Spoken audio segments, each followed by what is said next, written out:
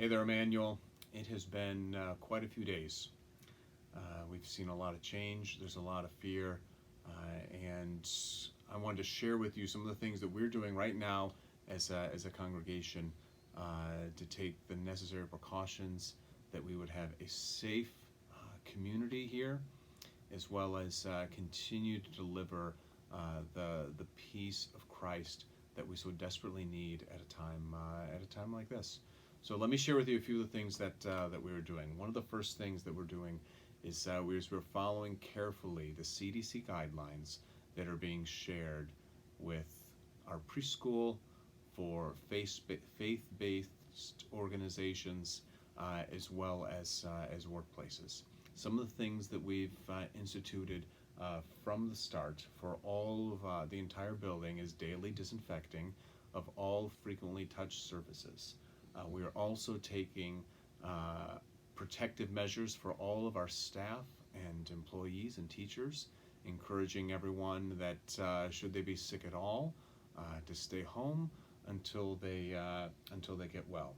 You should know that our preschool will be following the direction of state, local, and community officials regarding whether they, when and how they continue to meet, and we are monitoring that very, very closely. As far as the church, it's important for us to know where we are as a community. The CDC has three different levels of risk. The first is no risk, which means that the community needs to be at a preparedness phase. This is where our community is right now, and so there are preparations that we're making right now for that, and I'll share those with you in just a moment. The other two levels are more of a moderate risk, minimal to moderate risk, they describe it as, and then a substantial risk.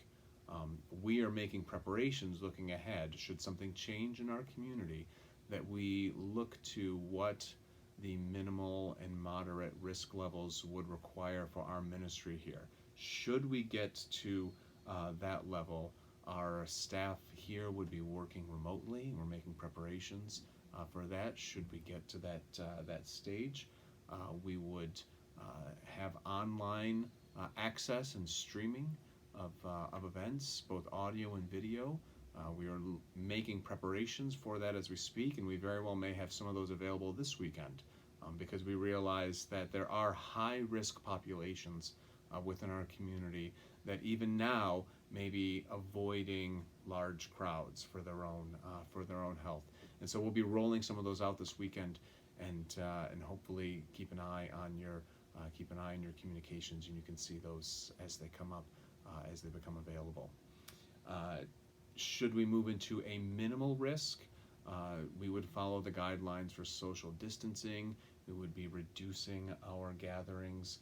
We would be canceling many of our ongoing activities, and following the guidelines, we would be restricting large gatherings greater than 250 people. Those are all ifs. That has not been recommended. That is not where our community is right now, but know that we're making preparations for what would happen if we moved into those areas. Some of the things that you should know that will not change, that no matter how affected our community becomes, no matter how great the risk becomes or doesn't become, we will continue to reach out with the good news of Jesus, no matter what. Sickness is not going to prevent your pastors. It's not going to prevent your elders. It's not going to prevent your ministry leaders from reaching out to you with the love of Jesus. So have incredible confidence that the gospel of Jesus Christ is not compromised by any virus or any sickness. We will be your shepherds, and we will take care of you.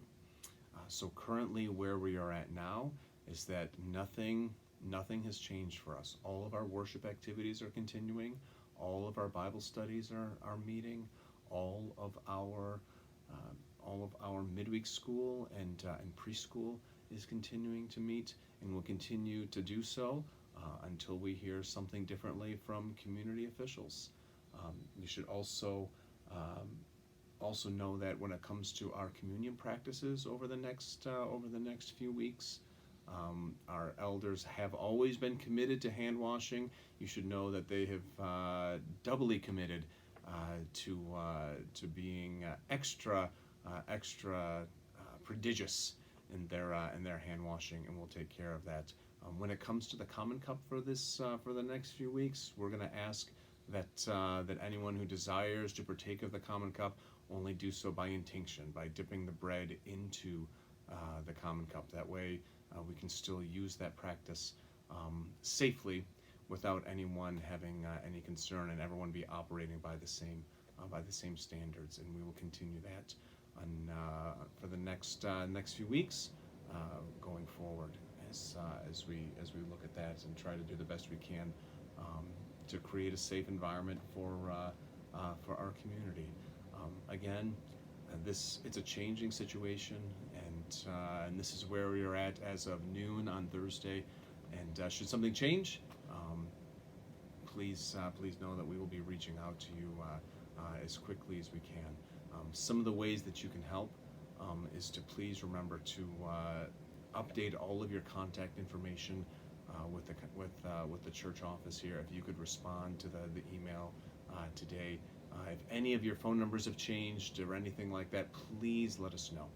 That way we can reach out to you if the situations change, and we can do so with the most accurate information. The second thing you can do is continue to remember that we are going to be people of prayer, and I'm encouraging everyone this weekend, whether you're here or not, I'm encouraging everyone to measure their consumption of news to balance that out with as much prayer. So however much news we bring in, and we should be bringing in news, that we balance that with offering up these concerns in prayer. And lastly, I encourage you to join us this weekend. The services this weekend, the message in particular, is going to speak specifically to how do we respond as people of faith in a community that is being gripped by fear, and even when our own hearts are being stirred in that way. And Jesus has such good news for that. So I hope we'll be able to have a chance to share that good news for you, if that's safe for you and your family. And that obviously is the most important thing. So thank you for taking the time to listen to this video, and know that we just want to do everything we can as a community to reach out with the love of Jesus to you and your family, and we'll continue to do so in the ways that we can. We'll never stop because we love you, and we really do. So see you soon. Thanks.